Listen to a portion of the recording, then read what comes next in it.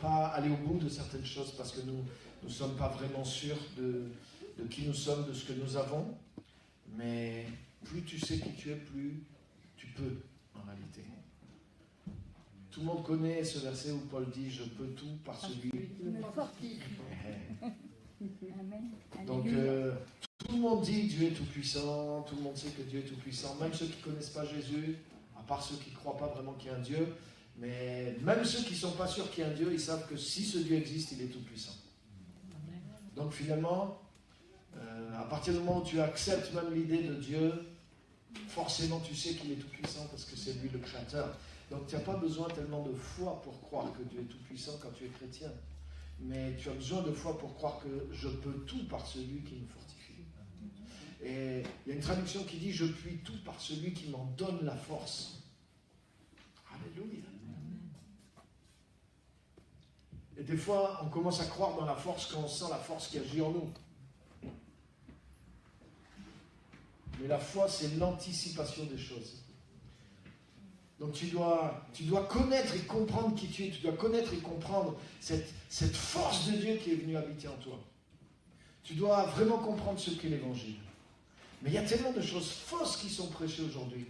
Il y a tellement de choses qui sont de la religion, qui sont du légalisme et qui n'est pas l'Évangile. Mais si tu t'empares de ce qu'est vraiment l'Évangile, tu vas t'emparer vraiment d'un autre statut, d'une autre vie, d'une autre position. Et tu vas commencer non pas à croire, tu ne vas pas commencer simplement à devenir religieux, mais tu vas commencer à pouvoir. Et tu vas commencer à faire des choses que tu ne pouvais pas faire. Alléluia. Il y a des gens qui pensent que devenir chrétien, c'est ne plus pouvoir faire les choses que tu faisais avant. Et c'est une privation pour eux. Mais je voudrais te dire que être chrétien, c'est pouvoir faire les choses que tu ne pouvais pas faire avant. C'est avant que tu étais privé. Avant d'être chrétien, il y a plein de choses que tu ne pouvais pas faire. Et il y a des choses que tu faisais en pensant être libre de les faire, mais tu te rends compte que tu n'es pas libre de ne pas les faire. Alléluia. Mais en découvrant Jésus-Christ, tu vas découvrir que tu peux tout par celui qui te fortifie. Alléluia. Donc avant d'aller plus loin, je vous encourage à sortir votre smartphone et à partager sur Facebook le message qui est en ligne avec tous vos amis qui sont là. Donc vous pouvez aller sur mon compte, Pierre-Emmanuel Jean, et vous pouvez partager parce que c'est en ligne et le plus c'est partagé, le plus ça va aller au loin. N'ayez pas honte de mettre un message chrétien sur votre page Facebook. Ça commence comme ça, hein, de se mouiller par l'évangile. Un des derniers messages, il y a 144 personnes qui l'ont partagé. C'est pas le hasard. 12 fois 12. Et le message est en train d'atteindre les 1500 personnes. En fait, ce que je me suis dit, c'est ce qui se passe avec Internet, c'est ce qui doit se passer avec l'Église en réalité. En réalité, le message, la foi doit être multipliée par chacun de nous. Pas simplement partagé sur un Facebook, mais vous voyez ce que je veux dire, Jésus-Christ, lorsqu'on rompt le pain, lorsqu'on rompt le vin, qu'on partage le vin, Jésus-Christ est partagé, la foi est partagée, la vie de Jésus-Christ est partagée et elle doit être multipliée. Ça veut dire qu'avec le nombre qu'on est aujourd'hui dans l'Église, on peut facilement gagner 1000 personnes à Jésus-Christ. Alléluia.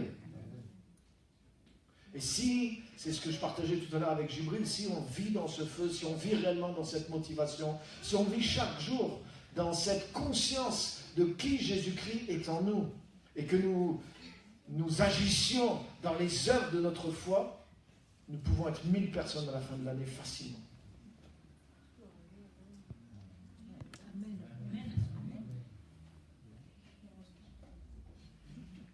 Il y en a pour qui c'est dur à prendre.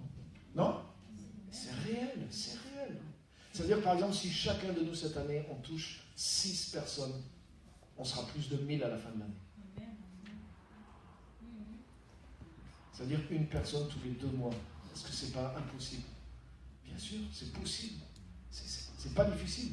Et en réalité, c'est que l'année passe, des fois les mois passent et on déconnecte de notre foi, on déconnecte de qui nous sommes, on déconnecte de choses que nous pouvons viser, que nous pouvons atteindre. Et des fois, le temps passe, mais nous pouvons le faire. Nous pouvons faire bien plus que ça même. Ça, c'est juste une des petites choses que nous pouvons faire.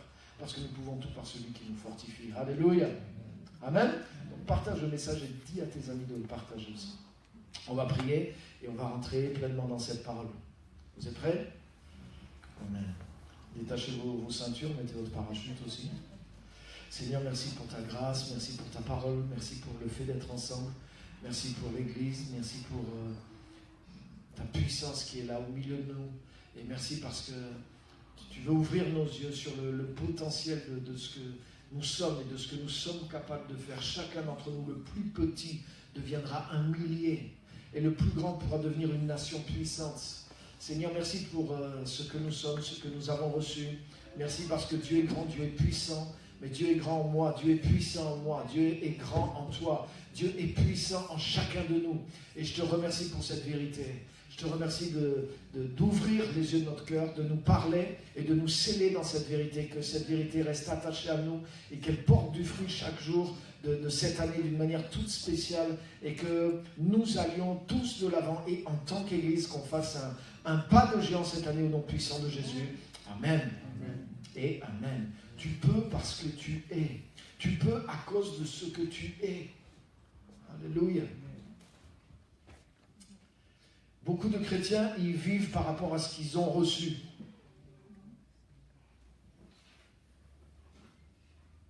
Ah, j'ai reçu quelque chose. Mais tu sais, ce que tu as reçu, tu peux le perdre. Par contre, ce que tu es, il faut qu'on te tue pour que tu puisses le perdre. Et il y a une différence entre ce que tu as, ou ce que tu as reçu, ou ce que tu reçois régulièrement, et ce que tu es devenu. Alléluia. C'est difficile de perdre ce que tu es devenu. Alléluia. Et il y a différents stages dans la foi. En réalité, en Christ, mais nous avons réellement tout reçu.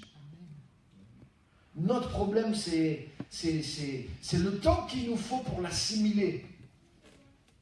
Mais en réalité, depuis le jour où tu es né de nouveau, de la même façon que quand tu es né, il paraît que le nouveau-né, il ne voit pas tout de suite. Il faut plusieurs jours, peut-être quelques semaines avant de vraiment voir clair. Je ne sais pas exactement le détail, mais je sais qu'il faut un certain temps. Mais tu sais quoi? C'est sa vue qui se met au point. Mais c'est pas au bout d'un mois que les yeux arrivent. Hein. Et c'est pas au bout d'un an qu'il reçoit des jambes pour pouvoir marcher. Et c'est pas au bout de 2 ans qu'il reçoit une langue pour pouvoir parler. En réalité, il a tout quand il est né. Simplement, il doit apprendre à utiliser ce qu'il a reçu. Croire et prendre confiance dans ce qu'il a reçu pour l'utiliser. Alléluia. Si tu te convertis avec le bon évangile, si tu entends le bon message et que tu fonces dedans, tu n'as pas besoin de 5 ans pour devenir un chrétien qui va tout ravager dans le camp des ténèbres. Alléluia. Les disciples de Jésus, en 3 ans et demi, sont devenus ce qu'ils sont devenus. Alléluia. Donc tu peux parce que tu es. La première chose, je vais juste développer deux petits points parce que je voudrais qu'on ait du temps pour prier. La première chose que je voudrais partager avec vous, c'est qu'on doit découvrir notre position. Il y a tellement de choses là-dessus. Je veux juste lire un texte, Luc chapitre 6, versets 1 à 13. C'est un petit texte que j'ai lu ce matin et qui m'a plu. Luc chapitre 6, versets 1 à 13. Un jour de sabbat, appelé second premier, Jésus traversait des champs de blé. Ses disciples arrachaient des épis et les mangeaient après les avoir froissés dans leurs mains. Quelques pharisiens leur dirent « Pourquoi faites-vous ce qui n'est pas permis de faire pendant le sabbat ?» Jésus leur répondit « N'avez-vous pas lu ce qu'a fait David? Lorsqu'il a eu faim, lui et ses compagnons, il est entré dans la maison de Dieu, il a pris les pains consacrés, il en a mangé et il en a donné même à ses compagnons, bien qu'il ne soit permis qu'aux sacrificateurs de les manger. Puis il leur dit, le Fils de l'homme est le Seigneur même du sabbat. Wow. Amen. Et en fait, plusieurs petites choses qu'il y a dans ce texte, mais ce que je vois, c'est que ce que Jésus est venu amener, ça n'a rien à voir avec tout ce qui a existé avant. Et même tout ce qui existe aujourd'hui dans la religion, et même dans beaucoup d'endroits de religion, chrétiens, évangéliques, charismatiques, tout ce que tu veux. Ce que Jésus est venu amener vient du ciel. Alors après, les gens essaient de le canaliser, les gens essaient de se dire, oui, c'est nous les meilleurs, c'est nous qui avons tout compris, église de ceux qui ont tout compris sur Jésus. Église, ça me fait marrer, nous on était dans une église, ça s'appelait l'église du plein évangile. Mais si tu es l'église du plein évangile, tu ne peux rien recevoir de plus, alors, parce que tu es déjà plein. C'est triste de croire qu'on a le plein évangile. C'est Jésus qui a amené le plein évangile. Et on va passer notre vie, et même une partie de l'éternité, à le découvrir, parce qu'il nous dépasse complètement. Et Jésus était avec ses disciples, il était en train d'amener, en fait, le plein évangile, c'est le royaume de Dieu. Ce que Jésus est réellement venu ramener sur la terre, c'est le royaume de Dieu. Ce n'est pas une histoire de religion, ce n'est pas une histoire de rituel. Il est venu amener quelque chose de totalement différent. Il est venu ramener quelque part le royaume de Dieu. Et Jésus était là avec ses disciples. Et les pharisiens étaient là, les hommes religieux observent Jésus. Et ses disciples, ils traversent un champ de blé, ils mangent quelques épis, ils les froissent, ils mangent les grains de blé. Et paf, direct, il leur tombe, pourquoi tes disciples font-ils ce qu'il n'est pas permis de faire pendant le sabbat? Ils viennent directement les accuser, ils viennent directement les rétrécir, les diminuer, les ramener dans leur petitesse, dans leur étroitesse d'esprit religieuse. Pourquoi faites-vous ce qu'il n'est pas permis de faire pendant le sabbat? Jésus leur répondit, n'avez-vous pas lu ce qu'a fait David lorsqu'il a eu faim, lui et ses compagnons? En fait, il y a déjà eu un précédent dans l'Écriture. David et en fait c'est ça, c'est que si tu prends la Bible comme une loi, tu vas trouver une loi. Si tu prends la Bible comme un livre de règles et que tu penses que en te soumettant à ces règles, tu vas pouvoir trouver Dieu, tu n'es pas dans le Nouveau Testament en réalité. Peut-être tu lis dans le Nouveau Testament, mais si tu cherches des règles et si tu crois que tu peux plaire à Dieu au travers de te soumettre à des règles, alors tu n'es pas dans le royaume de Dieu. Et tu ne comprends pas la Bible, tu ne comprends pas le Nouveau Testament. Et même si dans la Bible, il y avait des règles dans l'Ancien Testament, mais même dans l'Ancien Testament, il y avait le royaume qui était là. Et le royaume est au-dessus des règles. Parce que c'est le royaume qui a fait les règles. Donc quand le royaume est là, les règles perdent un peu de leur valeur. Et les règles étaient données pour un temps, dit la parole de Dieu. Mais lorsque la foi est venue, lorsque la foi en Jésus-Christ est venue, la Bible dit que ceux qui sont passés par cette foi, ceux qui sont passés en Jésus-Christ, sont devenus enfants de Dieu. C'est-à-dire que tu rentres dans une autre position, tu rentres dans un autre statut, tu rentres dans quelque chose d'autre qui n'a plus rien à voir avec simplement une question de règles, de ça c'est autorisé, ça c'est pas autorisé, tu es dans une autre dimension. Alléluia. Et du temps de David, il y a eu un précédent. David est rentré avec ses soldats, ils avaient faim, ils ont pris les pains consacrés. Les pains qui étaient carrément dans le lieu saint. Et normalement, il n'y a que les sacrificateurs qui avaient, puis même c'était présenté devant Dieu, normalement, personne ne devait toucher ça. Et il les a pris, il les a mangés. Et en fait, il était en train de faire la volonté de Dieu. David était en train de lutter pour survivre à ce moment-là et pour faire survivre le royaume justement qui était en lui. Et ce royaume-là, c'est le royaume qui a été légué à Jésus. Donc quand tu vis dans le royaume de Dieu, quand tu vis uni à Dieu, quand tu es dans cette position, dans ce règne de Dieu, dans ce règne d'enfant de Dieu, tu es dans autre chose que simplement, est-ce qu'on n'a pas le droit de manger des épis de blé le jour du sabbat? Et des fois, les chrétiens sont sur des trucs comme ça, les églises sont sur des trucs comme ça. Ah oui, quelle est la longueur de la jupe chrétienne? Quelle longueur des cheveux du chrétien? Vous voyez ce que je veux dire? Tout ce genre de choses-là, qui personnellement me désole rien de voir que des fois les gens parlent de ces choses-là dans l'église, me disent, est-ce qu'on a compris l'évangile? Est-ce qu'on est rentré dans l'évangile? Est-ce que la femme a le droit de prêcher? Est-ce que la femme peut parler? Est-ce qu'elle doit lever les mains à la maison pour que son mari l'autorise à prendre la parole? Ah, mais il y a des choses qui existent encore dans l'Église, mais ça serait presque risible si ce n'était pas grave, quoi. Et si ce n'était pas triste. Parce que c'est qu'on n'a pas compris l'Évangile, on n'a pas compris Dieu, on n'a pas compris ce que Jésus est venu faire. Jésus est venu l'apôtre Paul, il dit la même chose, il dit dans les Galates, il dit auparavant nous étions soumis aux principes élémentaires de ce monde. C'est-à-dire qu'il dit que même dans la loi de Moïse qui vient de Dieu, il dit quand tu es soumis à des règles alimentaires, des règles de ce chose, ça c'est les hommes qui ont le droit, ça c'est pas le droit, ça c'est pour les juifs, ça c'est pour les païens, ça c'est comme ci, ça c'est comme ça. Il dit mais toutes ces choses-là, Paul appelle ça les principes élémentaires de ce monde. Et tu sais dans le langage là de la Bible, ça veut dire deux choses. Ça veut dire des règles de base, mais ça veut dire aussi des puissances spirituelles qui étaient derrière. Donc ça veut dire que les gens qui sont dans ces choses-là sont comme spirituellement soumis à des choses qui sont inférieures. Alléluia.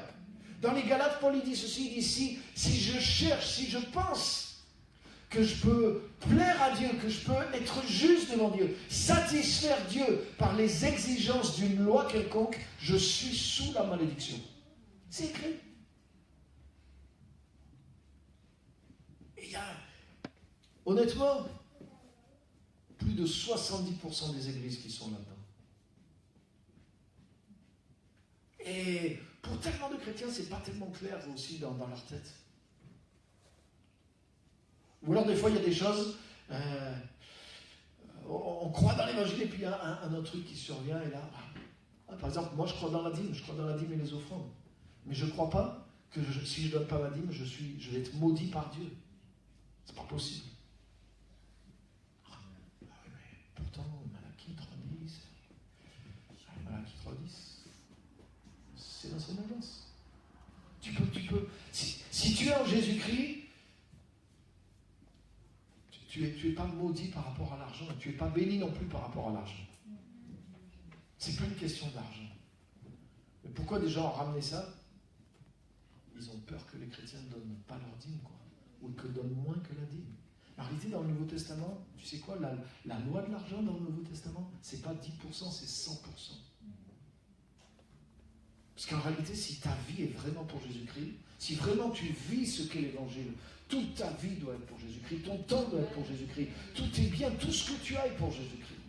Donc une partie tu l'utilises pour manger, mais même ce que tu investis en toi pour manger, c'est pour que tu aies la force de servir Dieu. Donc en réalité, 100% de ta vie, de tes biens, de tes possessions sont à Jésus-Christ. Alléluia. Et devrait vivre pour Jésus-Christ, devrait faire avancer le royaume de Dieu. Et s'il y a besoin d'une somme d'argent, de temps, mais ce n'est pas un problème pour moi. Parce que donner sa dîme et garder 90% pour soi, ce n'est pas chrétien. Jésus ne nous a pas donné son pied gauche. Ce n'est pas le pied gauche de Jésus qui a été sacrifié pour nous. Ce n'est pas les 10% de Jésus-Christ qui a été sacrifié pour nous. C'est 100%. L'évangile, c'est une autre dimension. Ce que le royaume de Dieu est venu faire, c'est tu ne peux pas être à 10% dans le royaume de Dieu. Il n'y a pas un relevé de tes comptes bancaires dans le royaume de Dieu qui dit « Ouais, lui, il a donné tant, donc il a droit à tant de bénédictions. » On n'est pas dans une transaction avec Dieu. La loi, c'est tenter d'avoir une transaction avec Dieu. Mais quand tu es en Jésus-Christ, tu es mort dans le monde. Et tu es ressuscité en Jésus-Christ. Tu es dans la gloire de Dieu. Tu es passé de l'autre côté. Tu es de l'autre bord. Alléluia. Et normalement, tu es en Christ, tu as revêtu Christ. Il y a une autre capacité en toi, il y a un autre pouvoir en toi.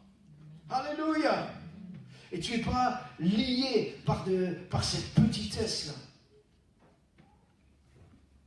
Alléluia.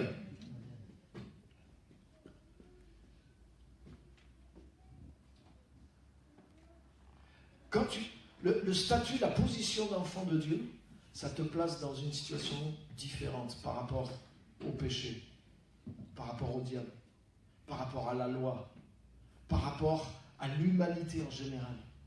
Tu changes de statut, tu changes de position.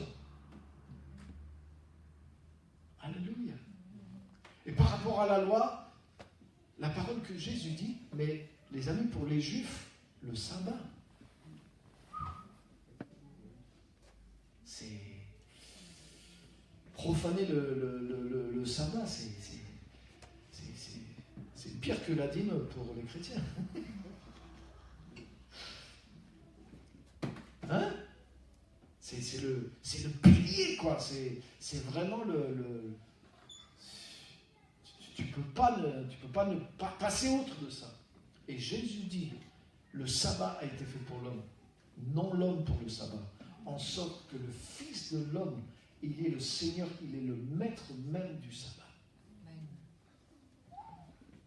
Mais là, franchement, c'est renverser quelque chose d'énorme, hein, ce que dit Jésus là. Par rapport au judaïsme là, même aujourd'hui.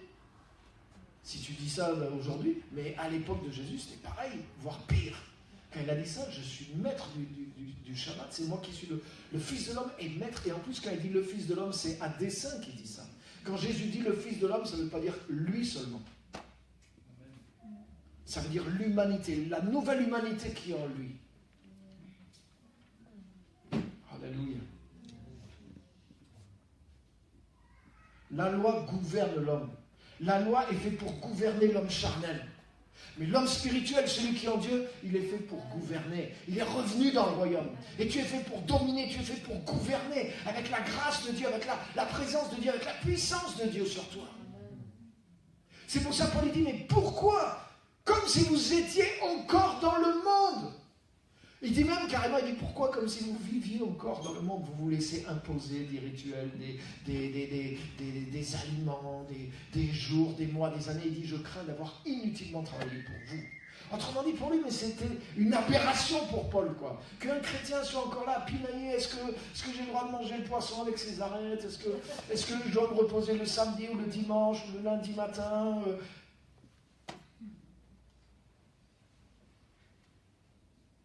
Donc, je comprends qu'on se pose ces questions-là, mais on se pose beaucoup de ces questions-là parce que beaucoup d'églises enseignent la loi. Et un jeune chrétien devrait peut-être se poser quelques questions rapidement, mais il devrait rapidement avoir les réponses. Il devrait savoir qui il est en Jésus-Christ. Alléluia. Et quand tu reviens dans le royaume de Dieu, la loi, Paul dit, la loi, elle dit qu'elle a été comme un serviteur qui nous tenait prisonniers, c'est écrit comme ça dans l'Épître aux Galates. C'est un serviteur qui nous tenait prisonniers. Il nous tenait prisonniers du péché. Et il nous tenait prisonniers d'une condition inférieure par des préceptes pour qu'on ne déborde pas trop. Il dit, mais lorsque la foi est venue, nous ne sommes plus sous ce pédagogue, nous ne sommes plus sur ce serviteur, nous ne sommes plus sous ce gardien de prison-là. Donc toutes ces choses-là sont passées, tu es rentré vraiment dans une autre dimension, tu es dans une relation avec Dieu. Alléluia. Et la chose sur laquelle tu dois veiller, la raison pour laquelle tu ne veux pas pécher, c'est pas parce que tu as peur d'enfreindre la loi, mais tu as peur de blesser Dieu, et tu as peur de briser ou de ternir, ou de gâcher la relation que tu as, la relation vivante que tu as avec Jésus. Alléluia. Et tu sais que cette relation-là, c'est la vie. Mais si tu es dans la loi, tu ne vis pas. Tu es dans la crainte. Ce que la Bible appelle l'esprit d'esclavage. Oh Seigneur. Alléluia. Le véritable statut d'enfant de Dieu te place dans une autre dimension, te place en roi et dans une toute nouvelle position par rapport au diable, au péché, aux hommes, à Dieu et à la loi aussi. Alléluia. Et en Christ, on n'est pas ceux qui sont gouvernés, on est les gouverneurs. Amen. Et il y avait un tel décalage entre... C'est pour ça que à chaque fois que Jésus faisait quelque chose, les pharisiens lui tombaient dessus. Ah, pourquoi Tu tournes la page là, ou tu lis le texte derrière. Jésus fait exprès. Le jour du Shabbat, il fait exprès de guérir quelqu'un devant tout le monde, à la synagogue. Et les gens, les religieux sont là pour chercher un moyen de l'accuser. Ah oui, s'il fait ça le jour du Shabbat, il n'a pas le droit, il n'a pas le droit. Et il guérit le jour du Shabbat. Jésus faisait exprès. Par exemple, il y avait les jeûnes rituels. Et Jésus, avec ses disciples, eux, ils mangeaient. Et les gens, oui, mais pourquoi tes disciples ne jeûnent pas? Alors que nous jeûnons. Et les disciples de Jean-Baptiste, ils jeûnent. Et toi, tu ne jeûnes pas. Et c'est là que Jésus leur dit, mais on ne peut pas prendre un morceau de vêtement neuf et le coudre à un vieil habit. Sinon, tout est perdu. Et c'est ce qui se passe souvent. Beaucoup d'églises font ça. Ils prennent un peu du neuf, un peu de Saint-Esprit, un peu de parler en langue, un peu de pardon, un peu de salut. Mais c'est cousu sur un truc de religion, de religiosité. Et ça ne fonctionne pas. En réalité, tout doit être changé. Tout doit être changé.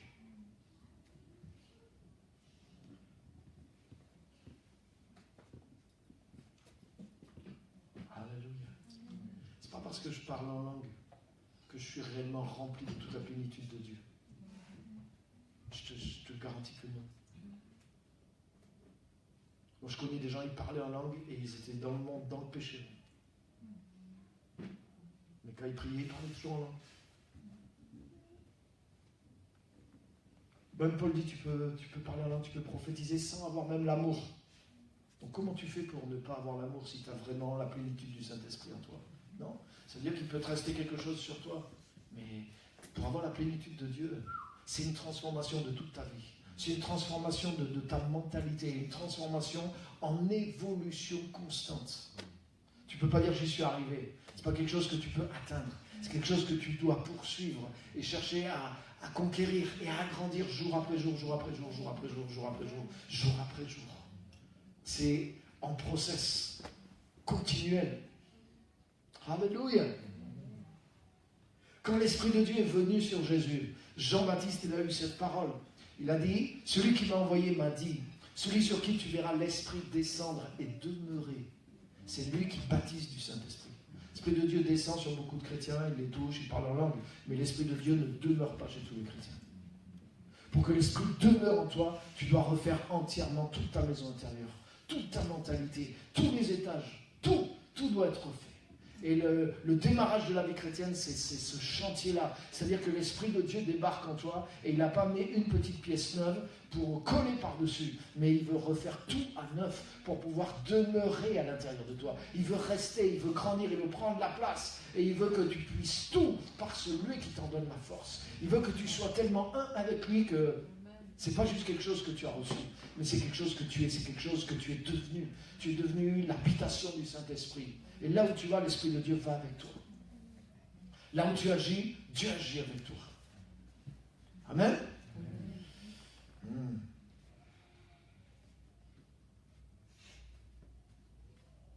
Je voudrais lire un deuxième passage.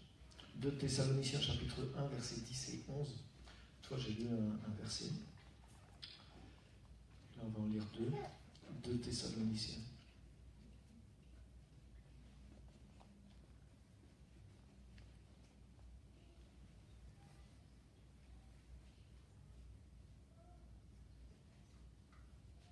Versets 10 et 11.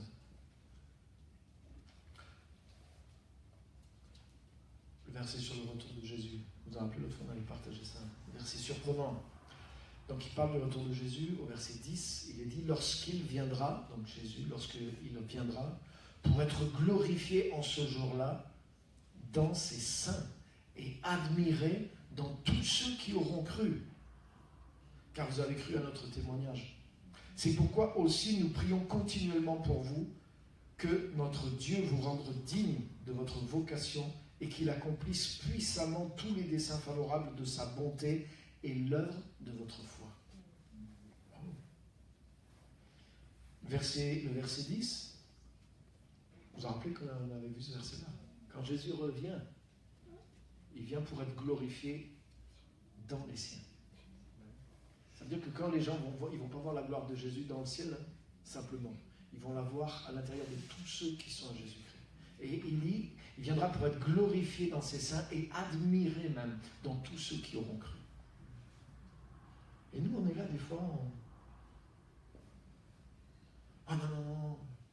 Ah non, non, je suis pour rien si c'est passé ça. Je ne veux pas voler la gloire à Dieu. Dieu ne donne pas sa gloire à un homme. Si jamais je ne dis pas gloire à Dieu, Dieu va me tuer sur place parce que je manque d'humilité. Alors comment on va faire là, ce jour-là? Imagine, hein, Jésus revient. La Bible dit que quand Christ apparaîtra, vous apparaîtrez aussi avec lui dans la gloire. Parce que normalement, on est déjà dedans. Et en réalité, c'est juste ce qui est invisible qui va être manifesté. Mais la réalité, elle est là. Ça veut dire que si quelqu'un t'admire parce que Christ est en toi, laisse-le t'admirer. Et laisse-le t'envier, parce que ce que tu as, il peut l'avoir aussi. Et si Jésus-Christ est glorifié au travers de ta vie, Jésus a dit, c'est comme ça que mon Père va être glorifié. Si vous portez beaucoup de fruits, que vous soyez mes disciples. Donc ce n'est pas toi qui es glorifié quand beaucoup de choses se passent par toi. C'est Dieu qui est glorifié, parce que nous savons très bien que si... Parce que nous savons très bien qu'il ne nous arrive pas grand-chose, quoi. Donc tu sais quoi? En fait, dans la vie de ces chrétiens qui sont tellement humbles, c'est qu'il arrive tellement rien.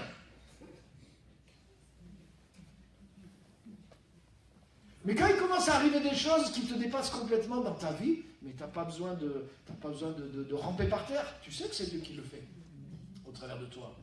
Et tu sais que ça donne gloire. Mais de fait, ça donne gloire à Dieu.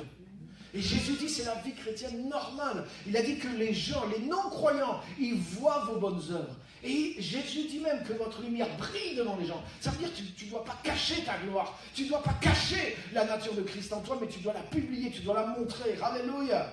Que ce soit sur Facebook, que ce soit dans ta journée. Si tu as honte de toi, tu as honte de Jésus-Christ. Mais quand Jésus va revenir, Jésus va être fier de toi. Et avant que Jésus se fasse glorifier par les gens, Jésus va faire en sorte que tu sois glorifié et que du moins lui soit glorifié et admiré dans ceux qui auront cru. Et les gens vont dire, waouh, mais c'est magnifique. Ces gens sont magnifiques. La gloire de Dieu est magnifique. Ces gens, c'est glorieux ce qu'ils sont. C'est glorieux ce qu'ils avaient. C'est glorieux ce qu'ils étaient. Et je vois, j'admire, et j'envie ce qu'ils ont. Et ça donnera gloire à Dieu. C'est à cause que Christ est en eux. C'est à cause qu'ils ont été rachetés. C'est à cause qu'ils ont laissé l'Esprit de Dieu changer leur maison, refaire tout à l'intérieur d'eux. C'est à cause de cette vie nouvelle qui s'est... C'est pas juste un patch là, mais c'est la maison entière qui est refaite. Et ça brille de partout. C'est l'œuvre de Christ. C'est clair qu'ils sauront que ce n'est pas nous. Ils vont dire, mais ils sont faits de chair et de sang comme moi. Mais pourtant, il y a la gloire en eux. Il y a quelque chose d'admirable.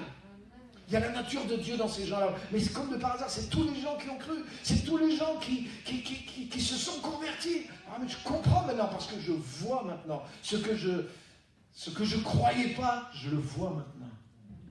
Ce que nous appelons incrédulité, Dieu l'appelle ignorance en réalité. Alléluia! Donc si tu es né de nouveau, si l'Esprit de Dieu vit vraiment en toi, autrement dit, si tu es un vrai chrétien,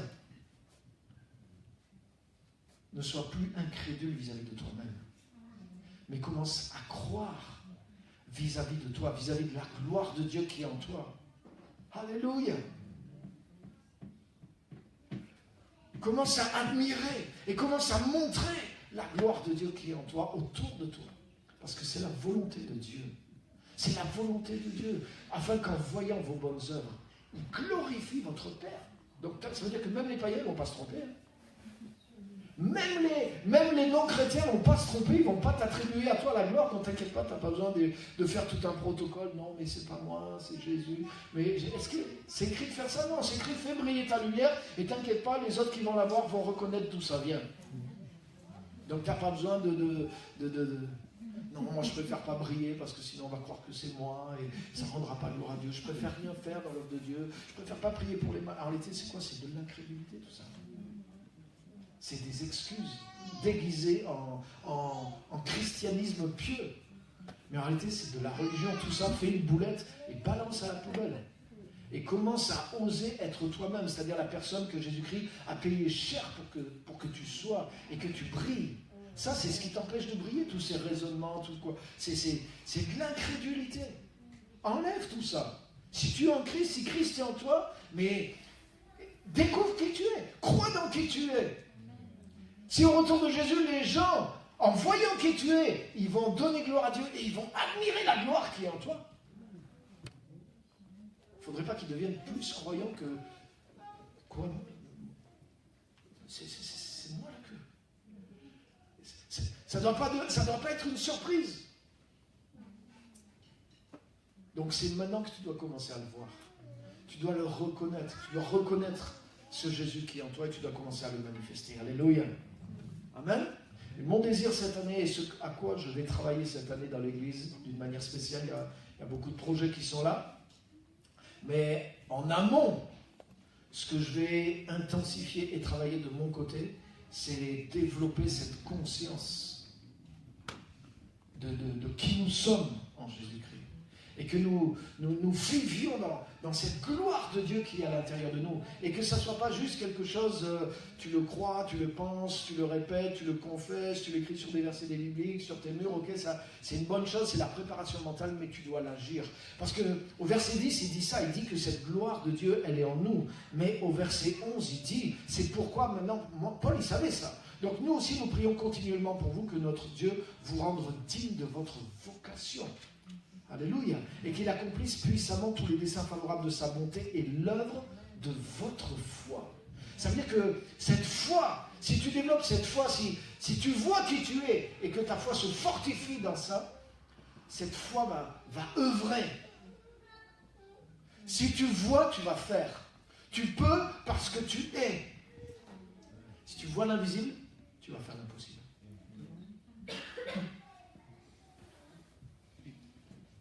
Alléluia. Le dernier message que j'ai prêché, ça rejoint ça, dimanche. Pour avoir foi en Dieu, tu dois avoir foi en toi.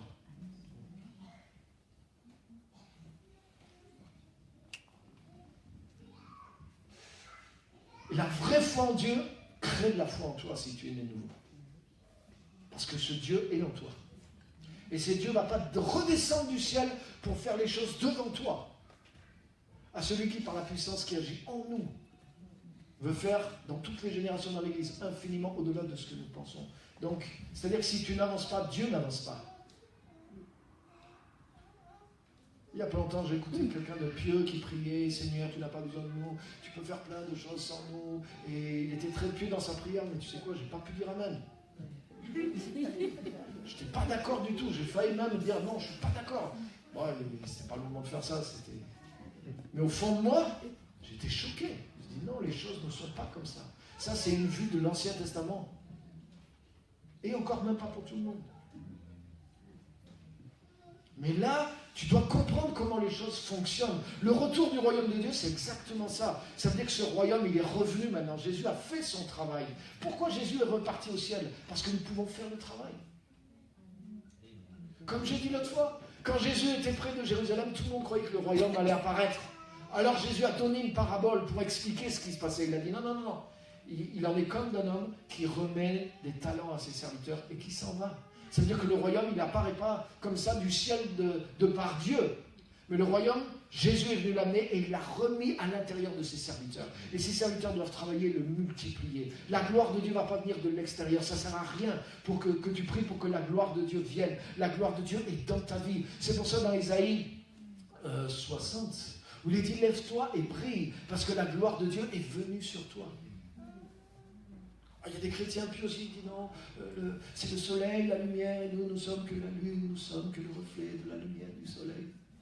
C'est beau, c'est poétique, mais ce n'est pas biblique. Jésus n'a pas dit vous êtes mon reflet, Jésus a dit vous êtes la lumière du monde. Peut-être ça va vous choquer, mais tu sais quoi?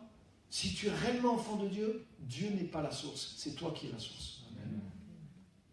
Et tu dois découvrir ça, tu dois t'en emparer. Je peux te le montrer, je peux te le prouver. Regarde avec moi Jean chapitre 7 par exemple. Même dans ce que je te dis là, Matthieu 5,13, Jésus dit, vous êtes la lumière du monde. Vous êtes le sel de la terre. Autrement dit, Jésus fait de nous ce que lui il était. Il a dit, je suis la lumière du monde. Tous les chrétiens disent, Jésus est la lumière, Jésus est la lumière. Nous ne sommes que le reflet, le pâle reflet de cette lumière. Surtout ne me suivez pas, suivez Jésus. Mais Jésus, Paul disait le contraire. Il disait, suivez-moi parce que je suis Jésus. Soyez mes imitateurs, comme je le suis moi-même de Christ. Paul disait, l'orgueil de Paul. Paul disait, quand je vais venir chez vous, c'est avec la pleine bénédiction de Christ que je vais venir. Oui, j'ai envie de vous voir afin de vous communiquer quelques dons spirituels. Oh, Autrement dit, le gars, il sait ce qu'il a. Et il sait qui il est. Et il sait ce qu'il peut faire. Parce qu'il sait qu'il est devenu une source. Qu'est-ce que Dieu a dit à Abraham? Abraham, c'est le premier du Nouveau Testament dans l'Ancien, lui. Un des premiers, en tout cas. Un des premiers personnages du Nouveau, en réalité. Lui, il est dans la Nouvelle Alliance, en réalité, parce qu'on est rentré dans son alliance. Ça, c'est une autre chose. Mais Dieu lui dit, je te bénirai, et tu seras une source de bénédiction. Abraham ne renvoyait pas les gens vers Dieu. Et toutes les nations seront bénies en toi. Donc l'humilité, c'était de dire, je peux le faire. Et quand il l'a cru, alors que lui, sur le plan humain, il n'avait aucune chance. Il était trop vieux et sa femme était dépassée, quoi. Même jeune, elle n'était déjà pas possible.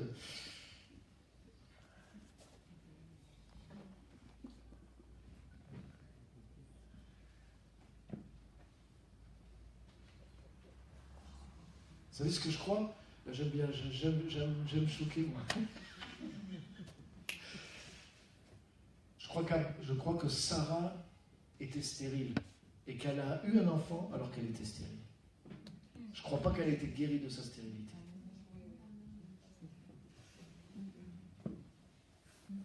Parce que rappelle-toi, quand Abraham a été chez Pharaon, toute la maison de Pharaon a été frappée de stérilité.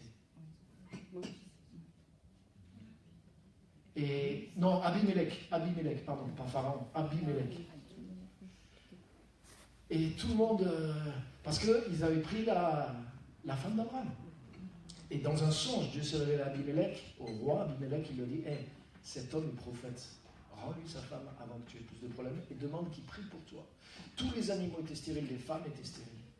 Abraham est arrivé, il a prié et toute la stérilité est partie. Pourquoi il n'a pas prié pour Sarah?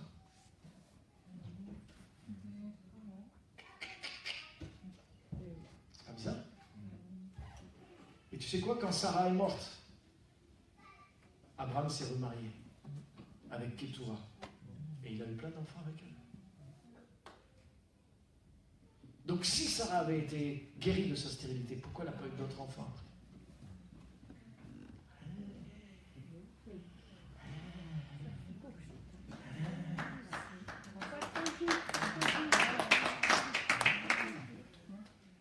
Ça veut dire que tu sais quoi?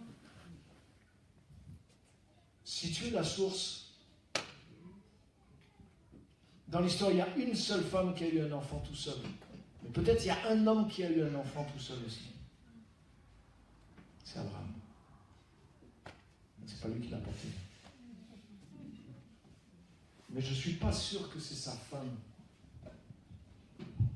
qui ait pu faire quelque chose à part le porter pour que cet enfant arrive. C'est par la foi qu'Abraham, il est rentré dans une dimension et il est devenu, lui, le père d'une multitude de nations. Espérant contre toute espérance. Par un procédé de foi, il a réussi à enfanter. Pourquoi? Dieu lui avait dit, c'est toi la source maintenant. Je te bénirai, tu es le père d'une multitude de nations. Non seulement tu as, mais tu es. Il ne lui a pas dit, voilà, tu auras ça. Il lui a dit, mais tu es. Tu n'es plus Abraham, tu es Abraham. Il a changé pas simplement, il ne lui a pas donné quelque chose de plus. Il a fait de lui, je fais de toi le père d'une multitude. Ce n'est pas quelque chose qu'Abraham a reçu, c'est quelque chose qu'il est réellement devenu. Alléluia. Et un dernier passage, je termine avec ça, Jean chapitre 7. Verset 37. Le dernier et le grand jour de la fête, Jésus se trouvait là et s'écriait, « Si quelqu'un a soif, qu'il vienne à moi et qu'il boive. Celui qui croit en moi, des fleuves d'eau vive couleront de son sein, comme dit l'Écriture. Or, il dit cela de l'Esprit que devait recevoir ceux qui croient en lui, car le Saint-Esprit n'avait pas encore été donné parce que Jésus n'était pas encore glorifié. » Amen. Entre le verset 37 et le verset 38, c'est la même phrase. C'est la continuité de la même promesse, mais c'est deux mondes différents. Jésus dit au verset 37, « Si quelqu'un a soif, qu'il vienne à moi et qu'il boive. » Donc c'est quelqu'un qui n'a rien et qui a besoin de venir à Jésus. C'est Jésus qui est la source. Et là, tous les chrétiens pieux, oui, amen, amen, amen. Si quelqu'un a soif, qu'il vienne à moi et qu'il boive. Mais le verset continue. Et Jésus dit, celui qui croit en moi, des fleuves d'eau vive couleront de son cœur.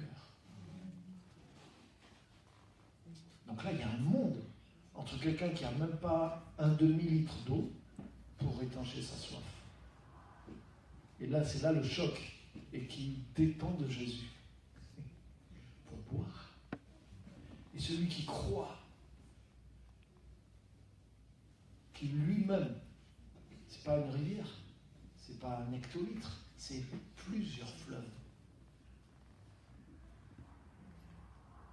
Avec plusieurs fleuves, tu peux alimenter plusieurs villes.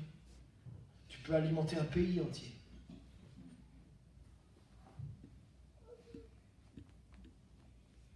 Je ne pense pas que la France importe beaucoup d'eau.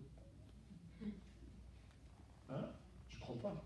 Elle en importe peut-être, mais elle en exporte aussi beaucoup. En tout cas, si elle peut vivre avec l'eau qu'elle a, quoi. Avec les fleuves qu'il y a en France, tu peux faire vivre cette nation-là. Ça veut dire qu'une personne qui croit vraiment devient une source. Abraham est devenu le père de plusieurs nations. Alors que humainement, il ne pouvait même pas normalement avoir un seul enfant. Mais il a découvert qui il était. Et il a commencé à grandir dans la foi jusqu'à ce qu'il ait une foi qui ne dépend plus du visible en fait. Alléluia. Celui qui croit en moi, des fleuves d'eau vive couleront de son cœur. Ce n'est pas quelque chose que tu as, c'est quelque chose que tu es. C'est quelque chose que tu es devenu. C'est toi qui es la source. Je suis désolé, au verset 38, c'est plus Jésus qui est la source. Ou alors oui, mais il est la source à l'intérieur de toi. Et toi-même, tu es devenu la source. Bien sûr, il ne s'agit pas de se prendre pour Jésus, c'est une évidence, bien sûr. Mais combien de chrétiens déjà croient vraiment ce qui est écrit là? Alléluia. Et moi, ce que je voudrais, c'est agrandir, sortir là de toute petitesse, de tout petit système religieux et comprendre ce que ça veut dire d'être devenu enfant de Dieu.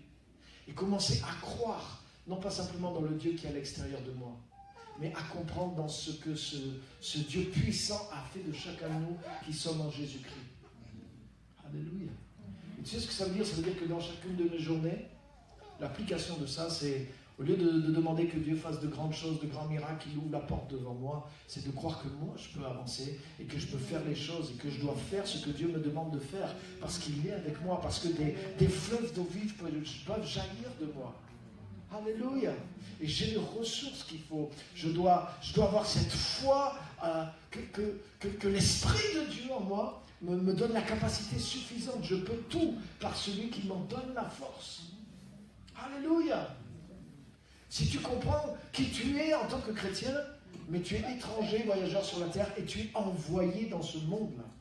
Si tu marches comme quelqu'un qui a été envoyé, mais tu as les ressources qui sont nécessaires pour faire tout ce que tu as à faire, elles sont déjà déposées à l'intérieur de toi. Elles sont avec toi et elles sont en toi. Et tu dois avoir, avoir cette foi pour marcher dans cette vérité-là. Alléluia. Et cette année, les amis, c'est ce qu'on va faire. Quand Dieu a choisi Moïse, Moïse ne croyait pas en lui. Il croyait en lui. Il ne croyait pas en lui. Il ne croyait ni en lui, ni dans ce qu'il avait. Dieu lui dit, qu'est-ce que tu as dans la main? Un bâton.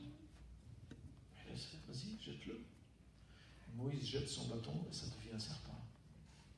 Et Moïse recule devant le serpent.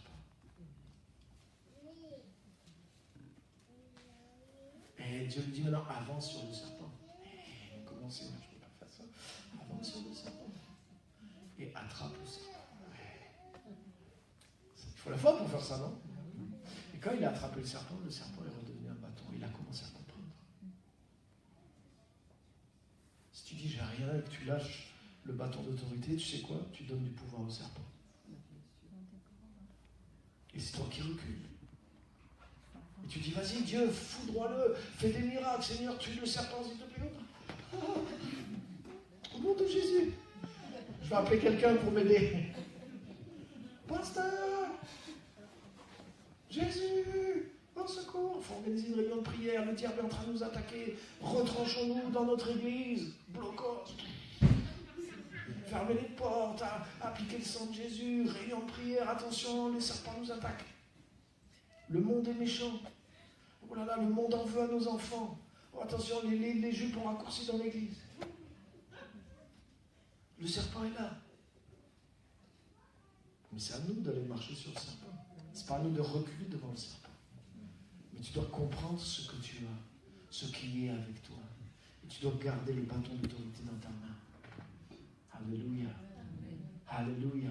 Ce que tu es et ce que tu as quand tu es enfant de Dieu suffisent pour faire tout ce que Dieu t'a envoyé et te demande de faire. Et tu n'as pas besoin que Dieu fasse quelque chose de plus. Tu n'as pas besoin de signes, tu n'as pas besoin de choses en plus. Si tu as besoin de quelque chose, c'est d'être fortifié.